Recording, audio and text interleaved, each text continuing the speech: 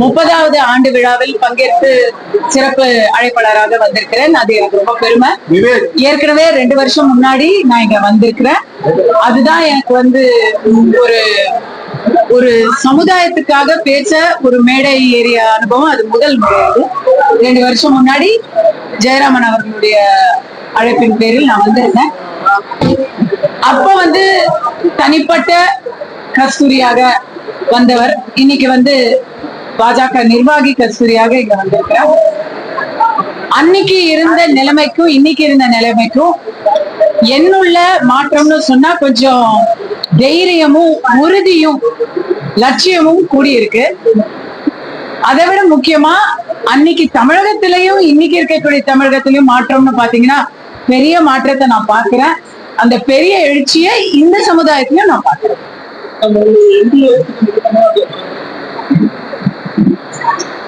NDA கூட்டணிங்கிறது எப்பவுமே NDA கூட்டணி இன்னைக்கு முக்கியமான கட்சிகள் அதிமுகவும் பாஜகவும். அதிமுகவை பொறுத்த வரைக்கும் வரலாற்று சிறப்பு பெற்ற ஒரு கட்சி.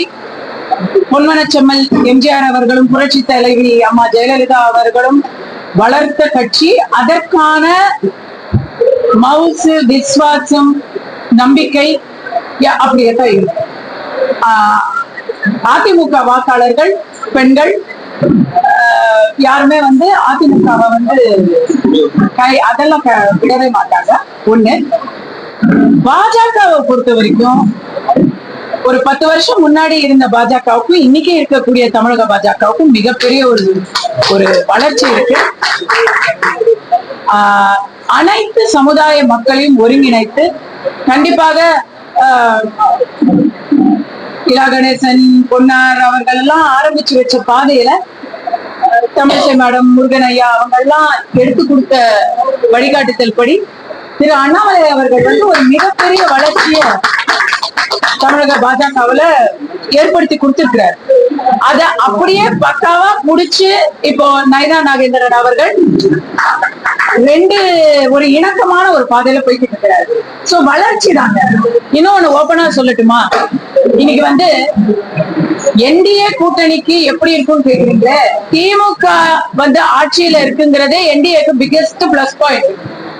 அவங்க இந்த 4.5 வருஷத்துல இதோ இன்னும் 5 வருஷம் ஆக போகுது. இந்த 5 வருஷத்துல மக்களை எல்லாம் செய்வியா இனிமே என்ன நம்புதியா அப்படின்னு வச்சு செஞ்சுட்டாங்க. அதனால மாற்றம் வேணும்னு மக்கள் எல்லாருமே ஒரு முடிவுல இருக்கிறாங்க. அப்படி இருக்கிறவங்களுக்கு மாற்றாக மற்ற எல்லா கட்சிகளுமே தெரியுங்கும் போது ஒரு விவரம் சொல்றேன். இன்னைக்கு நாம் தமிழர் சீமான் அவர்கள் களத்துல நிற்கிறாரு. புதிதாக தளபதி விஜய் அவர்களுடைய கட்சி தமிழக வெற்றி கழகம் வந்திருக்கு. இவங்கெல்லாம் திமுகவுக்கு மாற்று அப்படின்னு நினைக்கிறவங்க, திமுகவுக்கு ஓட்டு போட்டு ஏமாந்தவங்க அந்த பக்கம் நிறைய பேர் போவாங்க. ஆனா பாஜக போன்ற கொள்கை இருக்கக்கூடிய கட்சியில இருக்கிறவங்க பாஜகவிலிருந்து மாறி மனசு மாறி விஜய் கட்சிக்கோ சீமான் கட்சிக்கோ போடுறதுங்கிறது ரொம்ப ரிமோட்டான ஒரு பாசிபிலிட்டி. ஏன்னா இது பாஜக சொல்லக்கூடிய விஷயங்களையும் தேசியம் தெய்வீகம் என்ற விஷயங்களையும் வேற எந்த கட்சிக்குமே அந்த ஸ்பேஸ்ல பேசுறதுக்கு இல்லை. நீங்க அவங்களதான் அதுக்காக பார்க்கணும். இன்னொன்னு, தேசிய பாதுகாப்பு அப்படின்னு வந்துட்டா வேற வழியே இல்லை. தமிழ்நாட்டுல கூட நமக்கு ஆப்ஷன் இருக்கு. ஆனா இங்க தமிழ்நாட்டுல யார் ஆட்சிக்கு வந்தாலும் மத்தியில மோடி அவர்களை தான் நாம இணக்கமா பார்த்து அவங்களோட கோஆபரேட் பண்ணாதான் நல்லா இருக்க முடியும். அதுல என்ன மாற்றமே முதல்வர் நேற்று தண்டனை மத்திய அரசு தான் பண்ணிருக்கு, மாநிலத்தில் அப்படின்னு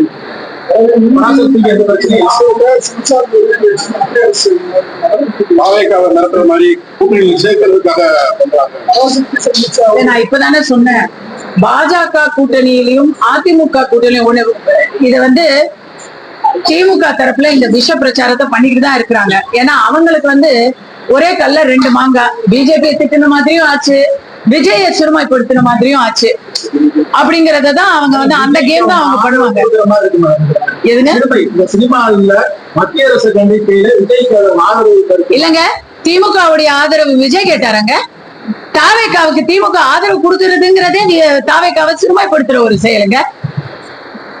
கரூர்ல என்ன நடந்துச்சுன்னு நம்ம எல்லாருக்கும் தெரியும். இவங்க யாரு ஆதரவு கொடுக்கறதுக்கு? ஆடு நனையதேன்னு ஓனாய் அழுதுச்சான். அப்படிப்பட்ட ஒரு ஆதரவு எல்லாம் யார் கொடுக்கறதுக்கு? இங்க என்ன நடக்குது? பழைய வந்து நான் ஓபனா சொல்றேங்க, தூய்மை பணியாளர்கள் வந்து அமைதி வழியா போராடிக்கிட்டு இருந்தாங்க. அப்ப வந்து கோர்ட்ல கேஸ் போட்டு அவங்களையெல்லாம் அப்புறப்படுத்தலாம் அப்படின்னு ஆர்டர் வாங்கி உடனடியா வேக வேகமா போய் எல்லாரையும் அடிச்சு வண்டியில ஏத்துனாங்க. நீங்க யாரும் மறந்துருக்க முடியாது. கேஸ் போட்டது யாரு?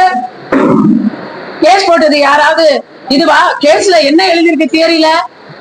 சாலையில எல்லாம் வந்து மறியல் பண்றாங்க, போக்குவரத்து பாதிக்கப்படுது, நீதிபதிகள் போற இடத்துல வந்து பாதிக்கப்படுது, இப்படிக்கு சமூக ஆர்வலர் அப்படின்னு. அந்த சமூக ஆர்வலர் யார் தெரியவில்லை, போட்டோல சேகர் பாபுவோட போட்டோ எடுத்துக்கிட்டு இருக்கிறாங்க அவங்க.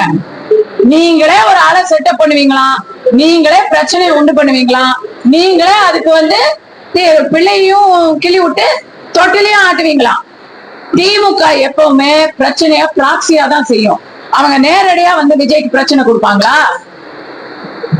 சான்றிதழ் கொடுக்கறது என்ன?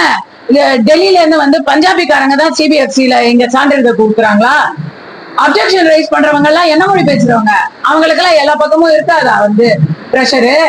எனக்கு அதெல்லாம் தெரியாதுங்க. நம்ம இதெல்லாம் பேசுறதுக்கு நமக்கு வந்து இது தகுதி கிடையாது. ஆனா ஒண்ணு மட்டும் நிச்சயம், இவங்க எதிர்பாராத விதத்துல ஒரு பிரச்சனை வந்துச்சுன்னா, நான் இப்படியே சொல்றேன், ஒரு அப்ஜெக்ஷன் வருது, சிபிஎஃப்சில இருந்து ஒரு அப்ஜெக்ஷன் வருது. பொதுவா எல்லாரும் என்ன பண்ணுவாங்க? ஏன்னா எல்லா படத்துக்கும் அப்ஜெக்ஷன் எல்லாம் வருங்க. சில சமயம் தணிக்கை சான்றிதழ் கொடுக்கும் பொழுது கூட இல்ல இல்ல இருங்க அப்படின்னு சொல்லி ரிவைசிங் கமிட்டி வரைக்கும் போகும். இதெல்லாம் இது ஒண்ணும் ஃபர்ஸ்ட் படம் கிடையாது. அப்படி வரும் பொழுது கோர்ட்டுக்கு போ அப்படின்னு தப்பான ஒரு அறிவுரையை கொடுக்கறது யாரு? பிஞ்சு அனிதாவ கோர்ட்டுக்கு போ அப்படின்னு சொல்லி அவ உயிர் கடைசியில போயிருச்சு. கோர்ட்டுக்கு போன யார் அறிவுரை கொடுத்தாங்க? இதுல யார் சம்பந்தப்பட்டிருக்காங்க? இப்படி நிறைய கேள்விகள் வருங்க. இன்னொன்னு சொல்றேன், அப்படி பார்த்தா சிபிஎஃப்சி வந்து இந்த படத்துக்குன்னு இல்ல, கங்கனா ரனௌத் ஒரு படம் எடுத்தாங்க, எமர்ஜென்சி அப்படின்னு பேரு. செப்டம்பர் 2024 அதுக்கு ரிலீஸ். ஆனா அது ரிலீஸ் ஆகல, சென்சார்ல ப்ராப்ளம். அப்ப என்ன அது வந்து அது யாரு எதை ஆயுதமா யாருக்கு எதிராக பயன்படுத்துறாங்க சொல்லுங்க. அங்க ஸ்டாலின் சொன்னாரா கங்கனா ரனௌத்துக்கு பாஜக அரசு தொலை கொடுக்குது அப்படின்னு சொன்னாரா அவரு? நீங்க எப்ப அவங்க அவசர அவசரமா வெளியே வந்து பேசுறாங்களோ, இன்னும் சொல்ல போனா காங்கிரஸ் தளபதி விஜய்க்கு மிகப்பெரிய ஆதரவா ஏறக்குறைய அவங்க கட்சியுடைய கூட்டணி தோழராவே பேச ஆரம்பிச்சுட்டாங்க. அத பார்த்து அவசர அவசரமா நாமளும் ஏதாவது பேசாம இருந்தா கூட்டணியில குழப்பம் வந்துருமோன்னு ஸ்டாலின் ஐயா பேசிருக்கிறதா தான் நான் பாக்குறேன். ஏங்க பராசக்தி எந்த ஒரு பிரச்சனையும் இல்லாம சர்டிபிகேட் வாங்கிட்டு வெளியே வந்திருக்கா இல்லையா? அதுக்கும் தான் கட்டெல்லாம் கொடுத்தாங்க. அதுக்கு வந்துச்சா இல்லையா? எப்படி வந்துச்சு? நிறுத்தணும்னு நினைச்சா, லாஜிக்கா கேக்குறேன் ஐயா, நிறுத்தணும்னு நினைச்சா பாஜக விஜய் படத்தை நிறுத்துமா, திமுக பிரச்சார படத்தை நிறுத்துமா?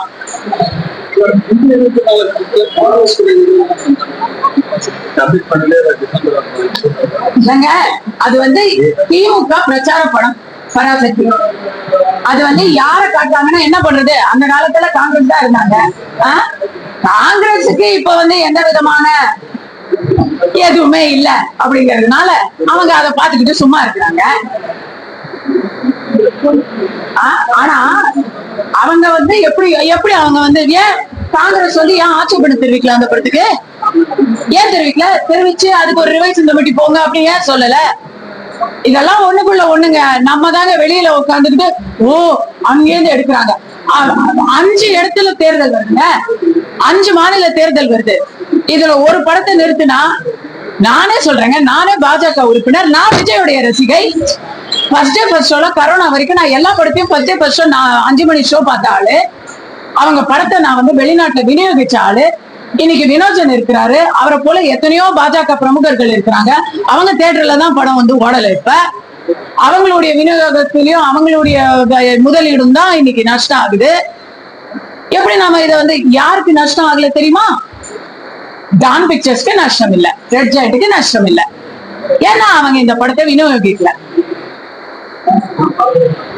யோசிச்சு பாருங்க, சரியா யோசிச்சு பாத்தீங்கன்னா நஷ்டம் ஒரு பக்கம், லாபம் ஒரு பக்கம், பழி ஒரு பக்கம். நஷ்டப்படுறவங்க மேல பழி போடுறவங்களே எங்கேயாவது நம்புவீங்களா நீங்க? வந்து இப்போ தாவேக்காக போற மாதிரி இருக்கு, உங்களுக்கு பாதிக்கல? இந்த பாருங்க, இந்த மாதிரி அத்தைக்கு மீச முளைச்சா அப்படின்னு நீங்க கேள்வி கேட்பீங்க. உங்களுடைய ஆசையெல்லாம் வந்து கேள்வியா கேட்டா அதுக்கு நான்லாம் பதில் சொல்ல மாட்டேன். தேசிய ஜனநாயக கூட்டணியில அத்தனை பேரும் இணைந்துதான் தேர்தலை சந்திப்பாங்கிறது தான் என்னுடைய நம்பிக்கை.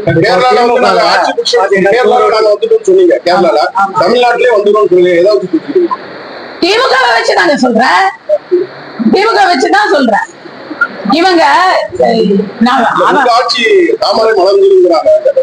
கண்டிப்பா வரும். ஏற்கனவே ஒரு கவுன்சிலர் இருக்காங்க இல்லையா நமக்கு, ஏற்கனவே உமா மேடம் இருக்கிறாங்க, உமா ஆனந்தன் இங்க தீநகர்ல கவுன்சிலரா இருக்கிறாங்க.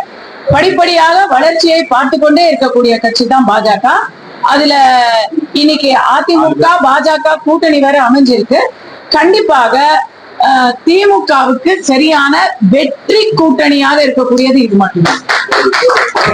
திமுக வந்து ஓட்டி வச்சிருக்காங்க, அது ஸ்கேனர் வச்சிருக்காங்க. உங்களுக்கு என்னென்ன வாக்குறுதி வேணும் அப்படின்ற மாதிரி அவங்க ஸ்கேனர் வச்சிருக்காங்க. இதை எப்படி பாக்குறீங்க? இல்ல அவங்க வந்து போன தேர்தல்ல 505 வாக்குறுதிகள் கொடுத்தாங்கங்க. அந்த 505 வாக்குறுதிகளை இப்போ அதுல வந்து எனக்கு தெரிஞ்சு ஒரு 50 100 கூட வச்சுக்கோங்களேன் வாக்குறுதிகளை நிறைவேற்றினாங்கன்னா தெரியல. பட் இப்ப திருப்பி அதே வாக்குறுதிகளையே திருப்பி கேட்டு நாம வந்து தேர்தலை சந்திக்க முடியாது. அதனால புதுசா ஏதாவது சொல்லி தேர்தலை சந்திக்க வேண்டிய கட்டாயத்துல அவங்க இருக்கிறாங்க. இதையெல்லாம் நிறைவேற்றல, மக்கள் அதை கேட்க மாட்டாங்களா? இதையெல்லாம் சொன்னா இதெல்லாம் என்னாச்சுன்னு கேட்க மாட்டாங்களா? அதனால புதுசா ஏதாவது ஐடியா கொடுப்பாங்க அப்படிங்கிற நப்பாசெல்லாம் அவங்க ஸ்கேனர் வச்சிருக்கிறாங்க. பாவம், நம்மளும் அதுக்கு உதவி பண்ணுவோம். கண்டிப்பாக ஜெயிக்க மாட்டோம், கண்டிப்பாக வெளியேறி விடுவோம் அப்படின்னு ஏதாவது வாக்குறுதி கொடுக்குறாங்களான்னு நான் எழுதி போடுறேன்.